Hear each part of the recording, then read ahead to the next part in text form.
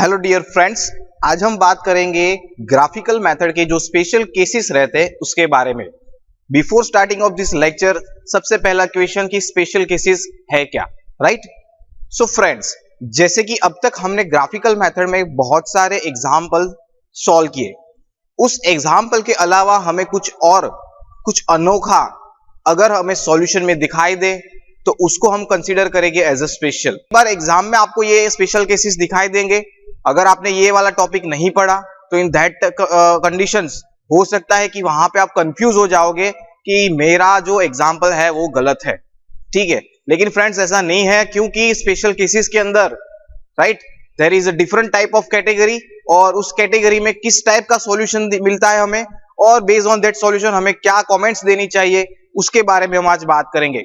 सो दोस्तों, वीडियो को एंड तक देखना, जिससे आपको जितने भी स्पेशल केसेस है ग्राफिकल मेथड के वो सारे पता चल जाए, और आने वाले दिनों में आपके एग्जाम में अगर ऐसे कोई स्पेशल केसेस पूछे जाते हैं तो वहां पे आप उसका इजीली सॉल्यूशन निकाल पाओगे, या फिर उस एग्जाम्पल पे अपनी तरह से कोई कमेंट दे पाओगे। So without wasting much time, आइए शुरू करते हैं special cases of graphical method.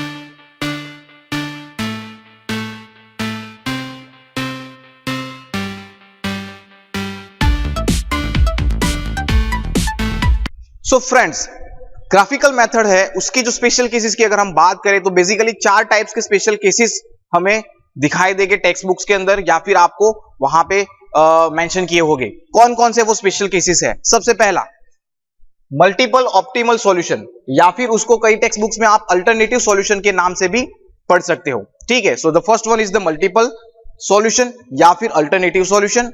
The second one is the infeasible solution, the third one is unbounded solution, and the last one is the single solution. So friends, ये 4 है special cases graphical method के।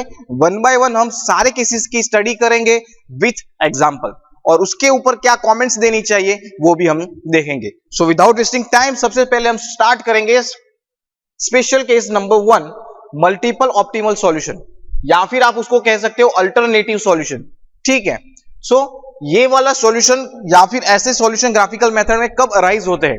सो यहां पे मैंने लिखा है LPP में have more than one solution is known as a multiple solution या फिर अल्टरनेटिव सॉल्यूशन।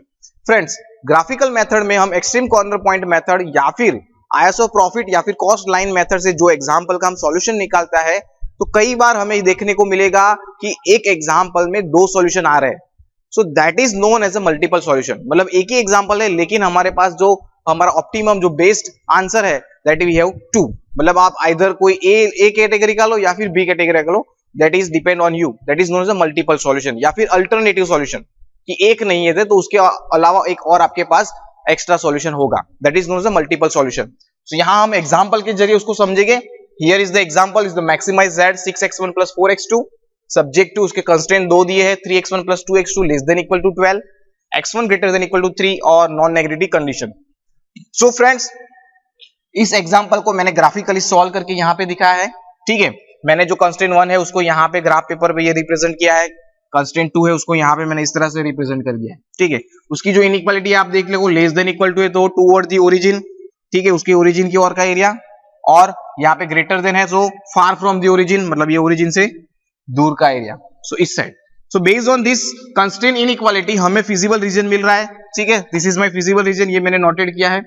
उसके मुझे 3 कॉर्नर पॉइंट मिल रहे हैं, ए, बी और सी, और इसमें ए पॉइंट है वो है 3 1.5, बी है 30 और सी पॉइंट है 40, जो कि मैंने यहां पे मेंशन किए हैं।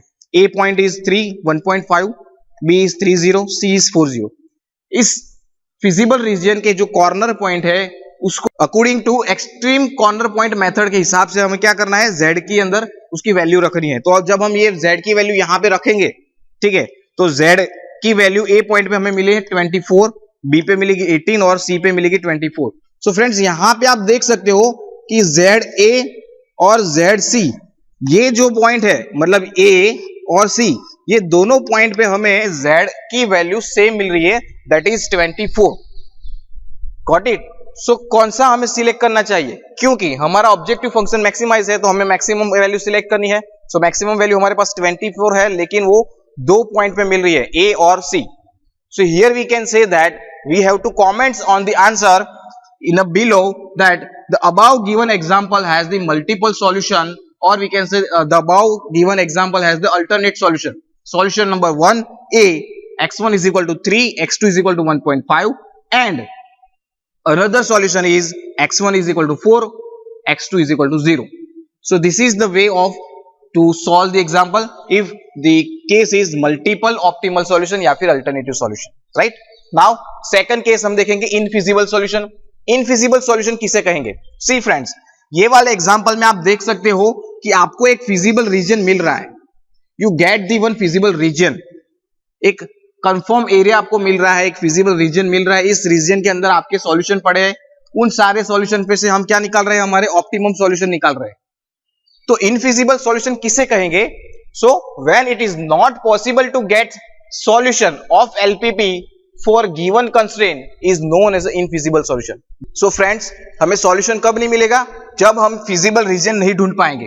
ठीक है, when we have not feasible region then we can not find out the solution in a graphical method, right?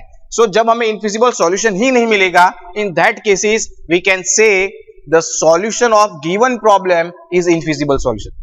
कई बार एग्जाम में ऐसे भी एग्जाम्पल पूछे जाते हैं, सिंपल से होते हैं. ठीक है, फॉर एग्जाम्पल ये देखो, मिनिमाइज का एक एग्जाम्पल है. 6x1 plus 8x2 subject to है. हमारे पास 3 कंस्ट्रेंट है. तीनों कंस्ट्रेंट को मैंने 1 बाय 1 क्या किया है? ग्राफ पेपर पे रिप्रेजेंट किया है. कैसे करना है वो आपको पता है. ठीक है, so after representing the all the constraint on the graph paper, मैं यहाँ पे आप देख सकते हो उसकी इनइक्वालिटी के base feasible region find out करने का ट्राई कर रहा हूं. सो सबसे पहला जो ये है उसका कंस्ट्रेंट ये रहा 1 number less than equal to, मतलब वो टूवर्ड दी ओरिजिन की ओर आएगा. ये मेरा ओरिजिन है. ठीक है, देन सेकंड कंस्ट्रेंट देखो कहां पे, ये रहा लेस देन इक्वल टू 2 है, मतलब ओरिजिन की ओर जाएगा, मतलब इस side.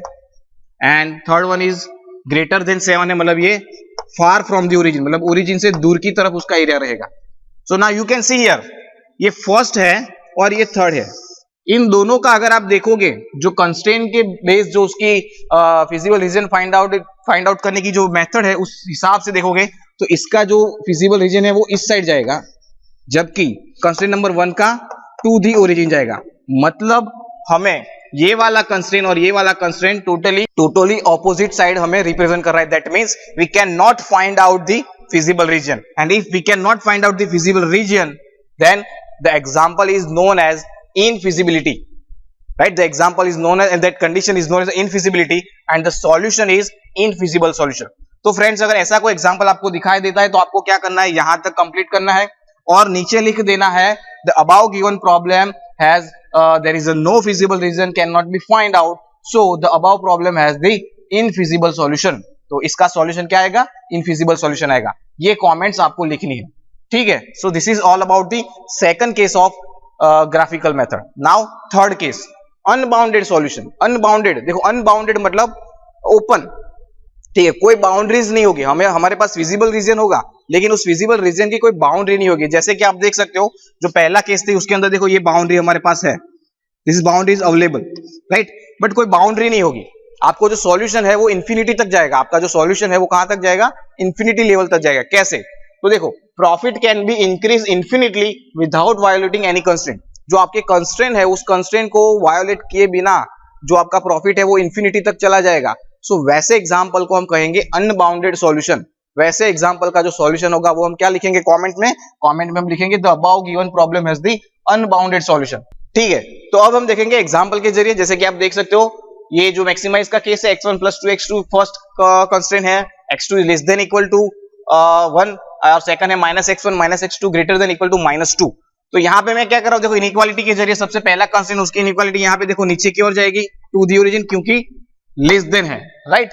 Now greater than equal to, जो सेकंड कंस्ट्रेंट उसकी इनइक्वालिटी है greater than equal to, so उसका ग्रेटर देन मतलब फार फ्रॉम दी ओरिजिन, मतलब ओरिजिन से दूर, मतलब ऊपर का एरिया आएगा, right? Now find out the feasible region. तो देखो यहाँ पे पॉइंट्स मुझे मिलेंगे, ये वाला जो रीजन है, राइट? ये वाला मेरा रीजन है वो मतलब कहां तक जाएगा? ऐसे इंफिनिटी तक जाएगा. ठीक है, देखो ये इसका नीचे मतलब ये जो लाइन है वो कहां तक जाएगी? इंफिनिटी तक जाएगी. ये x1 लाइन भी इंफिनिटी तक जाएगी. ये भी ऊपर है, मतलब ऊपर पूरा इंफिनिटी तक जाएगा. मतलब ये जो फिजिबल रीजन है मुझे कहां तक मिलेगा? To the infinity. मुझे मेरा फिजिबल रीजन ये जो है वो मिलेगा टू दी इंफिनिटी. इंफिनिटी तक मुझे ये मेरा फिजिबल रीजन मिलेगा.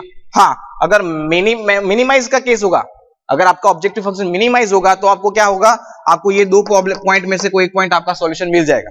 बट यहाँ पे ऑब्जेक्टिव फंक्शन मैक्सिमाइज है, मतलब हमें जो हमारा प्रॉफिट है उसके जो पॉइंट्स मिलने चाहिए वो कहां पे मिलेंगे, इंफिनिटी तक मिलेंगे। So this type of problem, देखो ये बाउंड नहीं है, ये ओपन है, इंफिनिटी तक जा रहा है, आपका फिजिबल रीजन कहां तक जा रहा है, इंफिनिटी तक जा रहा है। So the above given problem has the unbounded solution, ये वाली कमेंट आपको लिखनी है। So this is third case of the graphical method and the last one single solution, that is no feasible region and constraint having equal to sign. ठीक है, आपके जो example रहते हैं उसके अंदर अगर कोई एक कंस्ट्रेंट, कोई एक सिंगल कंस्ट्रेंट का भी इनइक्वालिटी इक्वल टू दिया है तो वैसे केसेस में आपका सॉल्यूशन मिलेगा सिंगल सॉल्यूशन। ठीक है, एग्जांपल देख लो, यहाँ पे एक मिनिमाइजेशन का एग्जांपल है, दो कंस्ट्रेंट है, दोनों कंस्ट्रेंट की इनइक्वालिटी देखो इक्वल टू है। जब मैं इसको यहाँ पे रिप्रेजेंट करूंगा और मुझे फिजिबल रीजन फाइंड आउट करना होगा तो मैं क्या फार फ्रॉम ओरिजिन और टू फ्रॉम द ओरिजिन कैसे पता करूंगा, नहीं पता कर पाऊंगा क्योंकि यहाँ पे इक्वल टू की साइन है, मतलब ये वाले पॉइंट के ऊपर ही मेरा फिजिबल सॉल्यूशन है, ये वाली लाइन है उसके ऊपर ही फिजिबल सॉल्यूशन है और दोनों का इंटरेक्शन यहाँ पे हो रहा है, मतलब this is the satisfy point, ये जो पॉइंट मिलेगा वही मेरा सॉल्यूशन होगा, कोई और सॉल्यूशन होगा नहीं, मतलब एक ही सिंगल सॉल्यूशन आपके पास अवेलेबल है and that's why this type of cases is known as a single solution. ठीक है, तो जहां पे भी इक्वल टू की साइन आएगी वो सारे एग्जांपल कौन से होंगे, सिंगल टाइप सॉल्यूशन, और आपको कमेंट में लिख रहा है the above given problem has the single solution, right. So this is all about the special cases of graphical methods. आगे हम पढ़ेंगे सिंप्लेक्स मेथड के लिए। ठीक है, तो अभी तक आपने चैनल को सब्सक्राइब नहीं किया तो फ्रेंड्स सब्सक्राइब कर लीजिए और बेल आइकन को प्रेस कर दिए जिससे आने वाले मेरे वीडियो लेक्चर की नोटिफिकेशन आपको तुरंत मिल जाए। तो मिलते हैं नई वीडियो के साथ, तब तक के लिए धन्यवाद, थैंक यू।